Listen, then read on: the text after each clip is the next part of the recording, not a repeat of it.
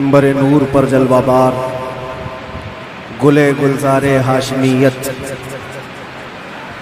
چراغ خاندان اشرفیہ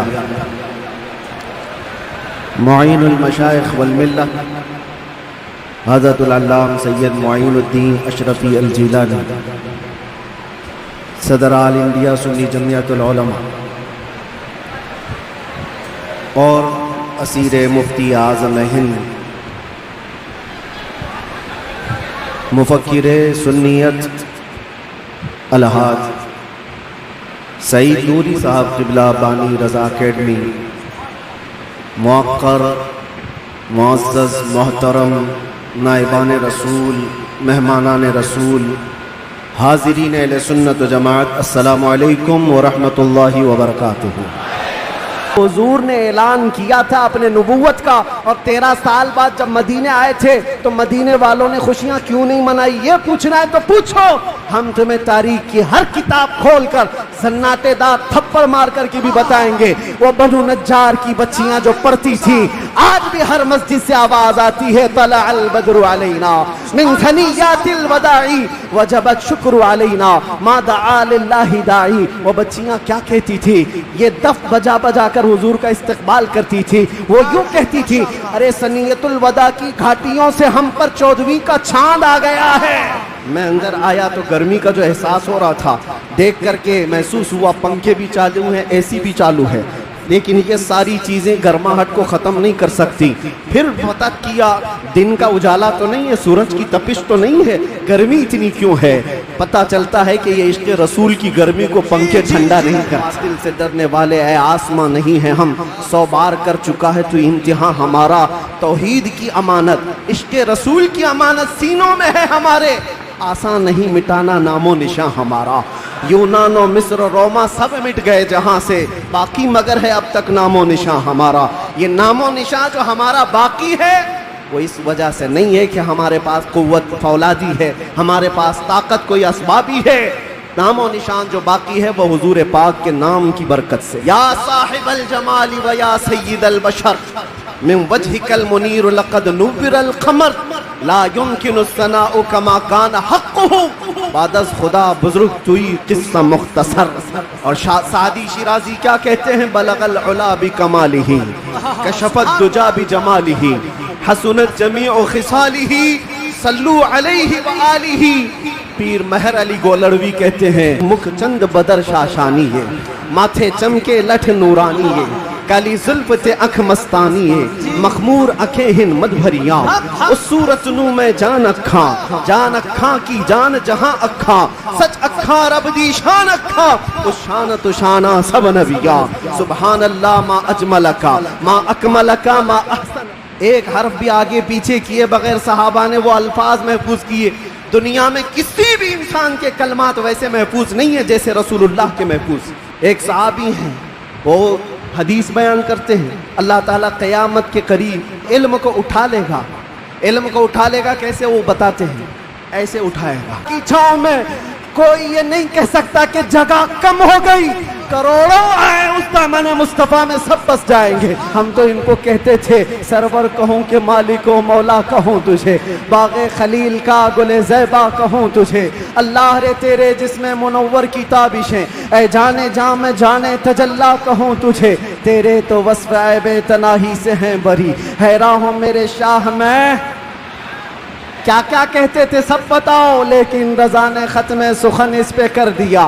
خالق کا بندہ خلق کا سب یاد کر کے جاؤ، قبر میں فرشتے پوچھیں گے تو کیا کیا کہنا ہے؟ میں بولوں گا ہاں میں یہ کہتا تھا، سب سے اعلیٰ وہ اولا، سب سے بالا وہ اولا، بجھ گئی جس کے آگے سبھی مشعلیں، شمع وہ لے کر آیا ہمارا نبی، خلق سے اولیاء، اولیاء سے رسول، اور رسولوں سے اعلیٰ آئی نئی حکومت، سکہ نیا چلے گا عالم میں، رنگ بدلا صبح شب ولادت۔ لبیک یا رسول اللہ، لبیک یا رسول اللہ، لبیک یا رسول اللہ۔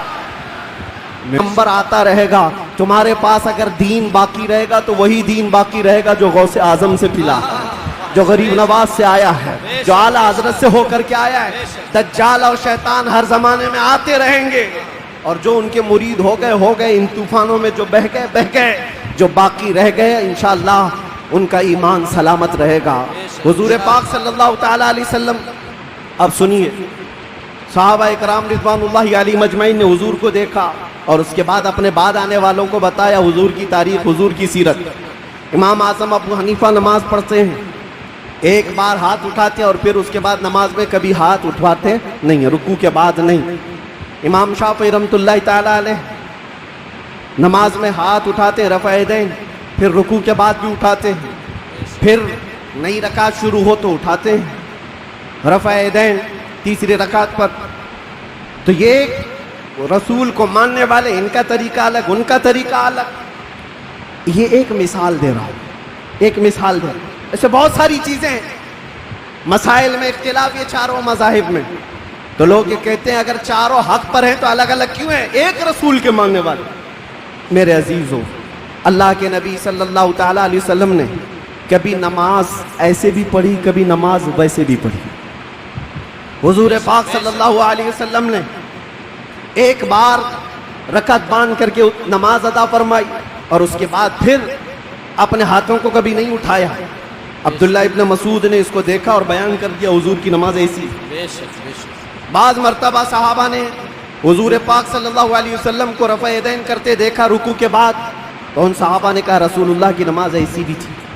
حضور کی ادائیں الگ الگ تھیں، حضور کی ادائیں الگ الگ تھیں، لیکن یہ حکمت مولا کریم کی دیکھیں کہ یہ چار امام آئے، چاروں نے حضور کے ایک ایک طریقے کو اپنا لیا۔ کیا بات ہے، کیا بات ہے، بہت خوب، بہت۔ امام اعظم ابو حنیفہ نے بھی ایک طریقہ لے لیا، امام شافعی نے بھی یہ لے لیا، امام مالک نے بھی ایک طریقہ۔ حضور کی ادائیں الگ الگ موقع پر الگ الگ تھی، سب نے ایک ایک طریقہ لے لیا۔ تم کہتے ہو چاروں ایک ہو جاتے تو حضور کی کچھ ادائیں عمل کے لیے نہیں رہ جاتی۔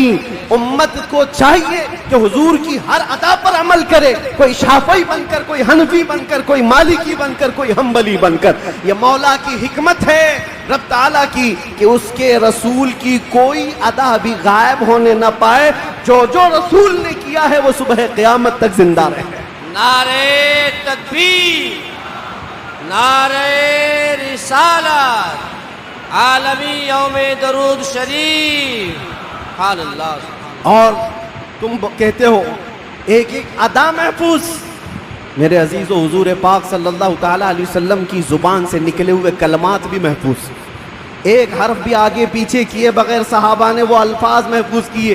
دنیا میں کسی بھی انسان کے کلمات ویسے محفوظ نہیں ہیں جیسے رسول اللہ کے محفوظ، حضور کے الفاظ جیسے محفوظ ہیں، کسی کے محفوظ نہیں رکھے گئے ہر لفظ کو۔ حتیٰ کہ ایک صحابی ہیں وہ حدیث بیان کرتے ہیں اللہ تعالیٰ قیامت کے قریب علم کو اٹھا لے گا، علم کو اٹھا لے گا کیسے وہ بتاتے ہیں، ایسے اٹھائے گا، اور علماء کے اٹھائے جانے سے ان سے پوچھا گیا آپ ایسا کیوں کر رہے ہیں؟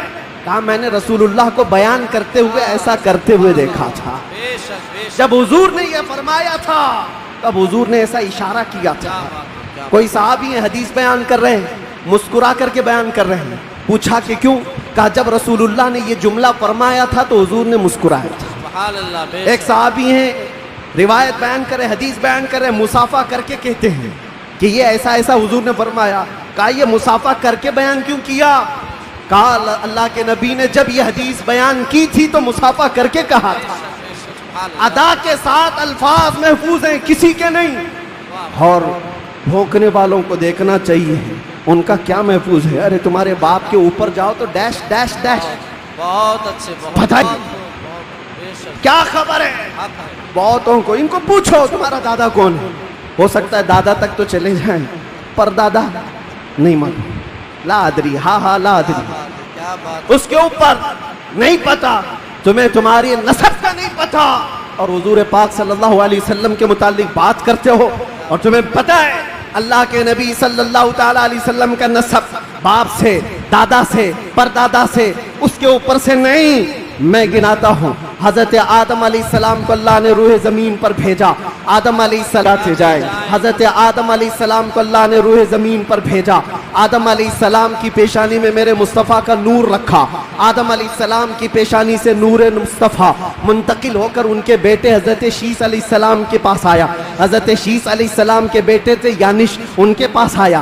یانش سے قینن میں آیا، قینن سے مہلائیل میں آیا، مہلائیل سے یرد میں آیا، یرد سے ادریس علیہ السلام کی پیشانی میں میرے مصطفیٰ کا نور آیا، ادریس علیہ السلام سے لامک میں آیا، لامک سے حضرت نوح علیہ السلام کی پیشانی میں آیا، حضرت نوح علیہ السلام سے ان کے بیٹے تھے سام، ان کے پاس یہ نور مصطفیٰ آیا، سام سے ارفخشد میں آیا، ارفخشد سے شالخ میں آیا، شالخ سے عیبر میں آیا، عیبر سے فالخ میں آیا، فالخ سے راعو میں آیا، راعو سے ساروح میں آیا، ساروح سے راحو میں، راحو سے ناحور میں، ناحور سے تارح میں، اور تارح سے سیدنا ابراہیم علیہ السلام میں میرے نبی کا نور آیا ہے۔ ابراہیم علیہ السلام کی پیشانی مبارکہ سے یہ نور منتقل ہوتے ہوئے سیدنا اسماعیل علیہ السلام کے پاس آیا، ان کے بیٹے تھے نابت، نابت سے یشجب میں آیا، یشجب سے یارب میں، یارب سے تیرح میں، تیرح سے مقوم میں، مقوم سے عدد میں، عدد سے عدنان میں، عدنان سے معد میں، معد سے نزار میں، نزار سے مدر میں،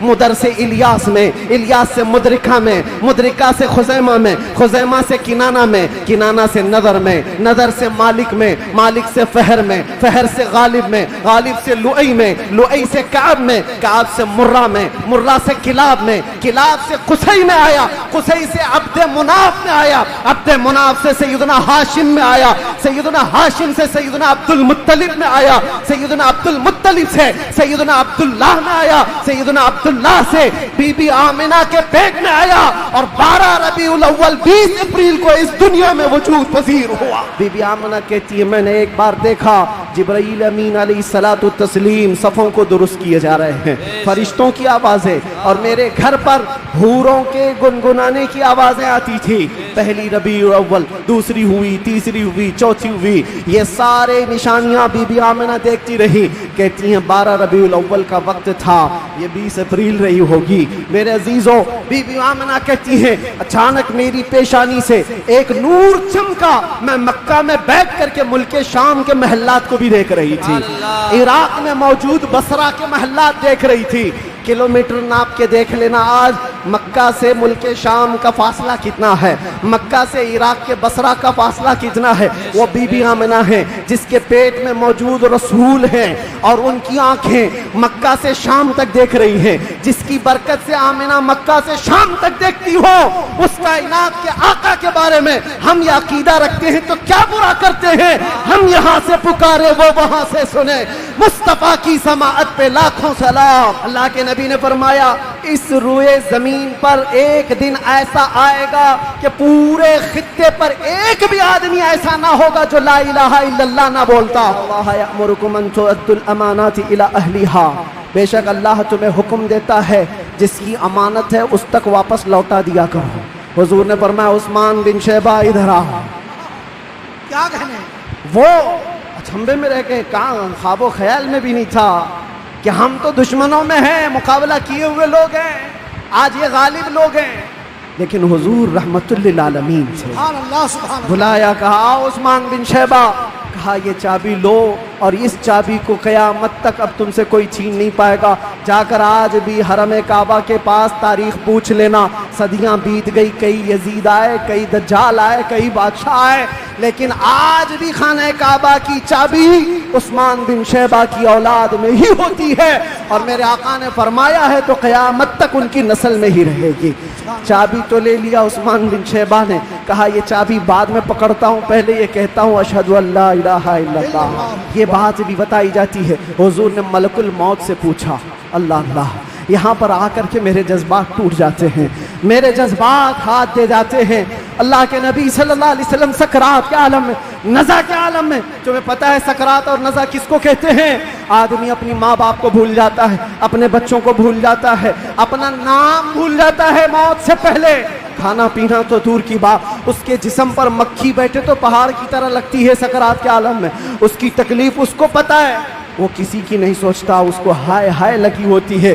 لیکن میرے مصطفیٰ صلی اللہ علیہ وسلم عالم نزع میں ملک الموت سے یہ پوچھتے ہیں, اے اسرائیل بتا یہ جو نزع کا درد ہے کیا میری امت کو بھی دیا جائے گا؟ آنے کی دیر ہے. ہم نے دیکھا ہے جب میرے مصطفیٰ سے قریب کوئی ہوا ہے, میں نے اپنی زندگی پاک کو دیکھا, جب مصیبتیں زیادہ ہوتی تھی, جب مشکلیں حل نہ ہونے کے قابل لگتی تھی, جیل کے سلاخوں کے پیچھے بھی میرے غم کی دوا اگر کوئی چیز تھی تو وہ مصطفیٰ کو یاد کرنا تھا.